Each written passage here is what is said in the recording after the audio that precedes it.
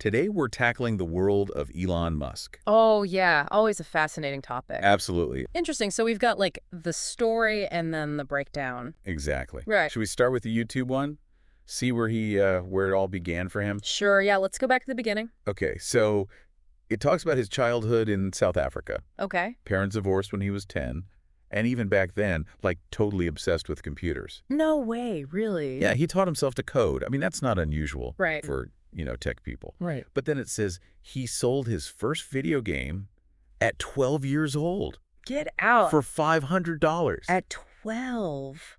No way. I was like, I don't know, try to beat Super Mario Bros. At that age. What were you doing? Oh, definitely not coding and selling video games. That's for sure. It really makes you think, though, right? Like, Right. was that a sign?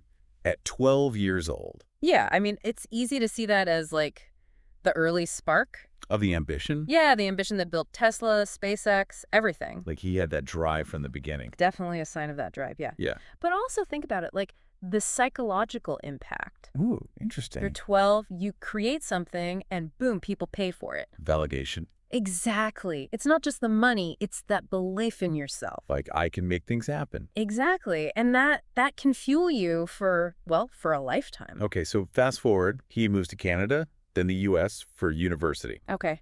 And this is where it gets really interesting, because he studies both business and physics. Whoa, hold on, both. Yeah, I know, right? Like, most people would struggle with one or the other. Seriously. And that combination, that's crucial, I think. How so? It tells me he wasn't just about building cool tech, he was already thinking bigger. Like a businessman. Exactly. Building companies, disrupting markets, that kind of thing. So he had this foundation. Oh, yeah. He was laying the groundwork from the start. Okay, which leads us to Zip2 and PayPal, his first big ventures. Right. Right. And this is important, folks. He was already a multimillionaire before Tesla, before SpaceX. That's a game changer, you know? How so? Okay, imagine you're an investor back then. Early 2000s? Yeah. And this guy, Elon Musk, comes to you with this wild idea for an electric car company. Okay, yeah. Now, would you be more likely to listen if he was just some dreamer? Or if he'd already built and sold 2 successful companies? Right. He had proof. Exactly. Sure. Zip2, $307 million. PayPal, $1.5 billion. That's not just luck. That's knowing what you're doing. So he had the credibility. Oh, tons of it. Which, let's be honest, probably helped him attract talent, get investors on board. Because they'd seen him succeed before. Exactly. And that takes us to Tesla. 2004, electric cars are like a niche thing, almost a novelty. Right, not the Teslas we see everywhere now. No, not at all. So why would anyone, let alone a guy who's already made it, pour money into this unproven idea? I mean, it seems crazy now, right? But I guess that's what makes him, well, him. It takes a certain kind of vision to see potential where everyone else sees risk. A bit of a gambler, too, maybe. Definitely. But in Musk's case, he didn't just see potential, he saw a path To what? to completely disrupt one of the biggest, most established industries in the world. Cars. The automotive industry. Yeah. And the YouTube video goes through the whole evolution. Ooh, okay, tell me. They start with the Roadster, this high-performance sports car, basically to prove a point. That electric cars could be cool. Exactly. Yeah. Exciting, desirable, not just some, eco-friendly box on wheels. Right. But then, the real game changer, that was the Model S. Oh, yeah. With its 200-mile range, suddenly electric cars were practical. For everyday people. Yeah. Not just early adopters or, people making a statement. And then the Model 3. That was the one aimed at the mass market. And that's where things got, interesting, to say the least. Our sources talk about production hell. Production hell might be an understatement. They were trying to scale up production so fast. To meet demand. Yeah, but it led to all sorts of problems. Supply chain issues, manufacturing bottlenecks, software glitches, you name it. It was a mess. It was. And all this is happening under the microscope, remember? Tesla's a public company. I was watching. Every delay, every setback, it's all over the news, impacting their stock price. Must have been stressful. Incredibly so. And honestly, it's a testament to them, to their ability to adapt and problem solve, that they got through it. They could have easily given up. Oh, for sure. Many would have. But they pushed through, ramped up production, and now the Model 3 is one of the best-selling cars, period. Wow. Okay, so they're building these incredible cars, but our sources also point out that Tesla wasn't just building cars. They were building an entirely new ecosystem. They realized that to really change the game, they couldn't just focus on the vehicles themselves. You had to think bigger. Exactly. Think about it. What's one of the biggest concerns people have about electric cars? Running out of charge. Exactly. Yeah. Range anxiety. So what did Tesla do? They built out this vast network of charging stations. The supercharger network. Yes. So now you can travel long distances without worrying about getting stranded. It's like, I don't know, Apple creating iTunes alongside the iPod. Perfect analogy. They understood that to revolutionize an industry, you need the whole package. Okay, so that's Tesla, but then there's SpaceX. Ah, yes. This is where things get really futuristic. It's like science fiction come to life.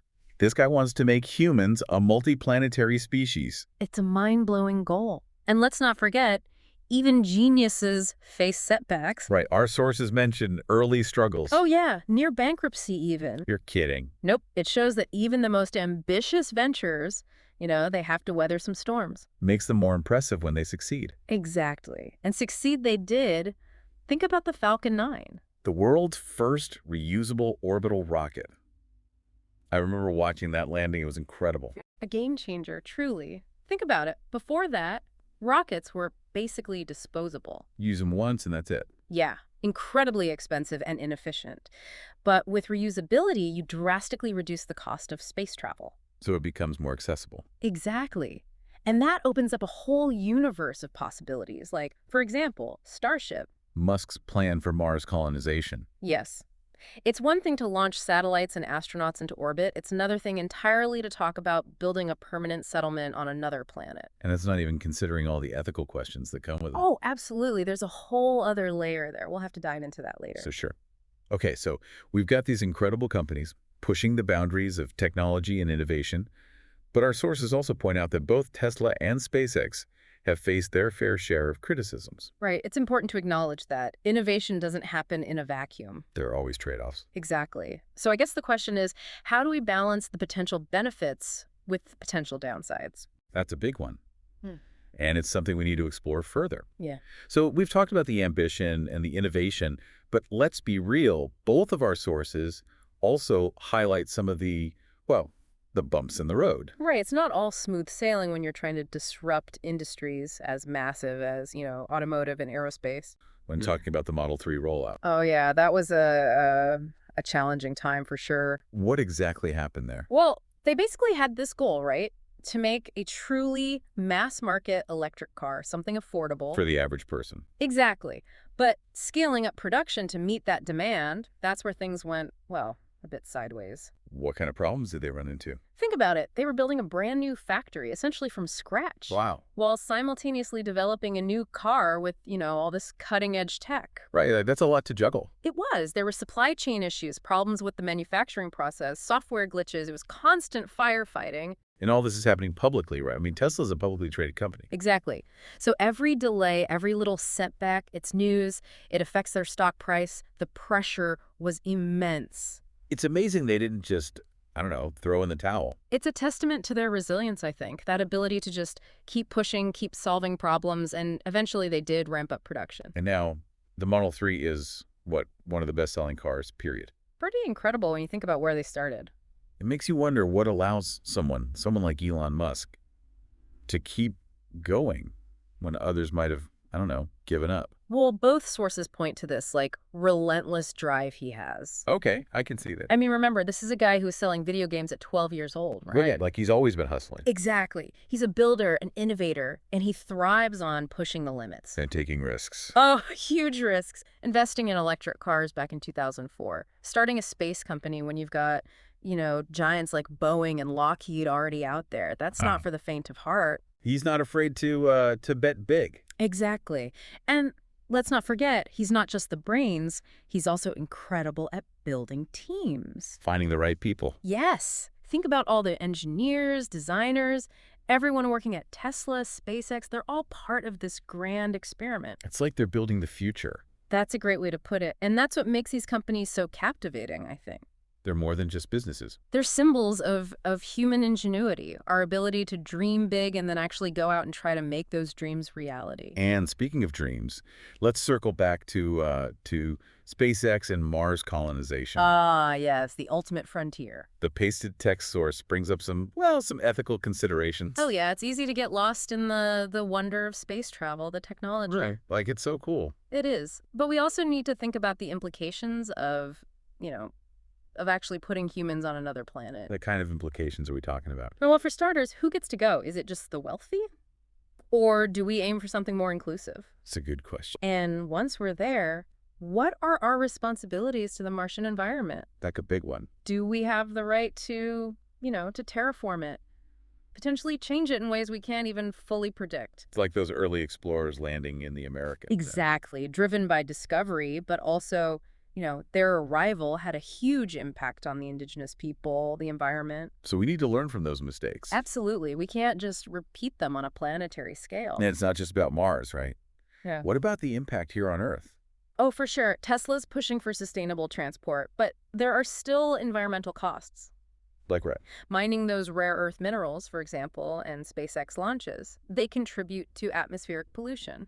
Like every step forward also comes with, a step back. In a way, yeah. It's about finding that balance. Making sure the progress is worth the price. Exactly. And that's a conversation we need to keep having. So we've got these incredible companies, but there are also these big questions, these ethical considerations. And that's why these deep dives are so important, I think. They allow us to, to explore these complexities, to have these conversations. It's not about blindly praising or condemning. Exactly. It's about understanding the nuances. Well said. Yeah. Now, our sources also mention some criticisms that are directed specifically at Elon Musk himself. Right. As much as he's praised for his vision, there's also a lot of controversy surrounding him. So what are some of the main criticisms people have? Well, one that comes up a lot is that he can be incredibly demanding, like setting unrealistic deadlines, creating this high-pressure environment. I've heard stories about the long hours, the intense workload in his companies. Yeah, and there's been talk about the culture being, well, let's just say not for everyone. Right, and it's not just the work environment. He's also been criticized for his behavior online. Yeah, sometimes those tweets, they can be a little impulsive, shall we say. And he's not afraid to clash with regulators or critics. No, he definitely doesn't shy away from confrontation. Some people say his ego gets in the way. That he's more interested in, making headlines than carefully considering the consequences. And then there's a whole issue of his wealth and influence. Right, he's one of the richest people on the planet. And that concentration of power, it worries some people. Especially when you consider the impact his companies are having on industries, on the economy, even on the future of humanity. It raises questions about accountability, about who gets to shape the future, and whether it's wise to have so much power in the hands of one person. Okay, so we've talked about the innovation, the ambition, the challenges, and the criticisms. What's the takeaway here? What should we be thinking about as we continue to learn about Elon Musk and his companies? I think the biggest thing is to avoid, those black and white narratives. Like he's either a hero or a villain. Exactly. He's complex, he's flawed, but he's pushing the boundaries of what's possible. And that's bound to create some friction along the way. For sure. Progress is rarely a smooth, upward trajectory. There will be setbacks, controversies, things we didn't anticipate. But amidst all that, there's this sense of possibility. Definitely. It's exciting, even a little unsettling, to think about what the future holds. And ultimately, it's up to each of us to decide how we feel about that future, how we engage with these technologies, how we hold these powerful individuals accountable. Well, folks, that's a wrap on another deep dive. Thanks for joining us as we explored the world of Elon Musk, his companies, his vision, and all the complexities that come with it. Catch you next time.